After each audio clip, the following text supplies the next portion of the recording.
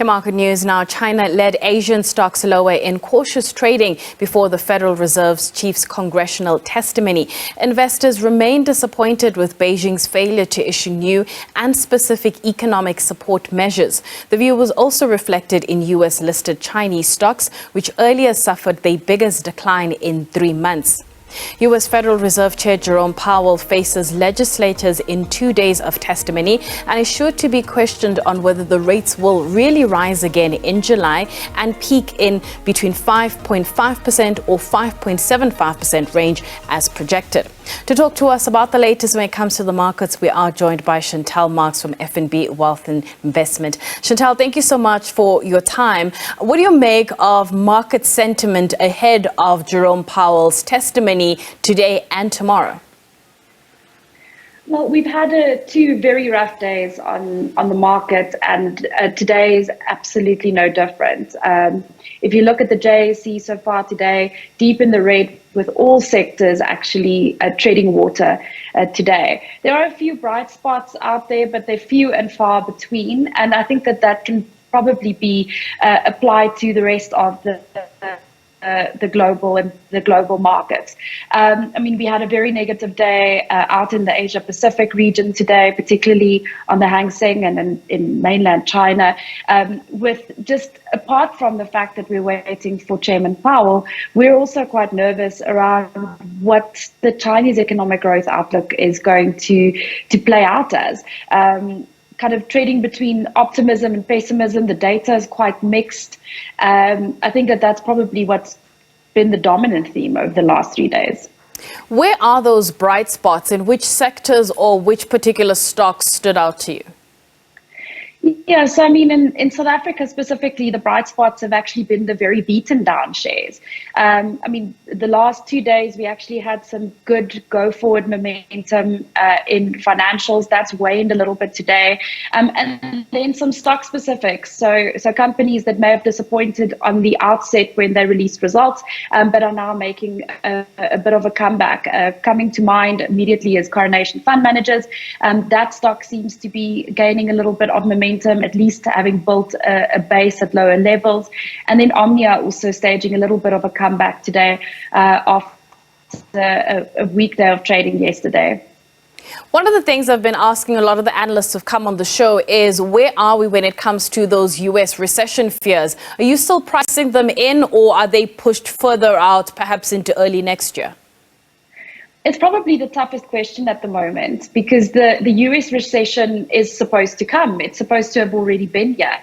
And expectations keep on being pushed out. And now we're getting a lot of commentators saying, well, is the US recession actually going to take place? And of course, that has implications for monetary policy. That has implications for inflation. It has implications for company valuations, because we kept on thinking that the cut in earnings, the expected cut in earnings for US stocks is supposed to come through. And while we have seen analysts pull back their estimates, it's still not too bad. If those cuts aren't going to come through, and in fact, these companies are going to trade through an environment that it doesn't go into recession, then maybe the valuation on the S&P doesn't look as bad as we think it does. I mean, expensive.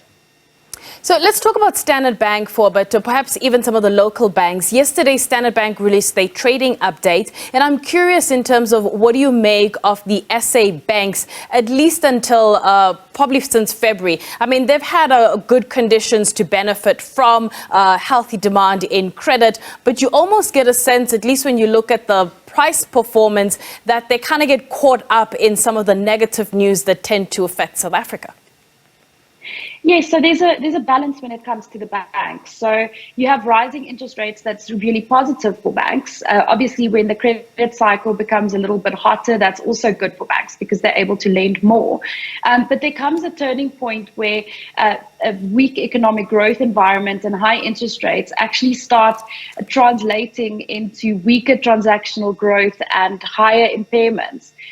While we are are not at a place in terms of the South African banks where we're specifically worried about impairments at this point in time. They are ticking up, and you'll continue to see an uptick as long as economic conditions remain quite poor and as long as interest rates remain quite high. That said, I think that the sector has actually performed reasonably okay this year relative to the rest of the market, but these companies aren't expensive. So, and there are really pockets of opportunity, I think, within the banks and within financials generally, even though some of them have performed quite well. Let's take things stateside for a bit. When you look at the recent U.S. rally, was that rally on the back of, the strong economy, or was that trend chasing because we were all talking about this AI-fueled frenzy? Yeah, I mean, if you look at the stock market breadth, so by that I mean how many stocks were actually up. If you look at an index like the S&P 500, I think the entire move over the last week was driven by 7 stocks. So that tells you that it's theme specific. Most of the stocks that were performing quite well were the AI kind of focused stocks. The S&P is in a very strange position, and it comes back to that earlier conversation or question that you asked about the US recession. The S&P does not look cheap if you look at it relative to earnings at the moment, and if you look at it relative to its history. But if earnings are going to be better supported and not going to be subject to recessionary conditions, then it might not look that bad. So it's a difficult one to call at the moment, and very tied up into some of the questions that we are struggling with every day around interest rates and recession in the US.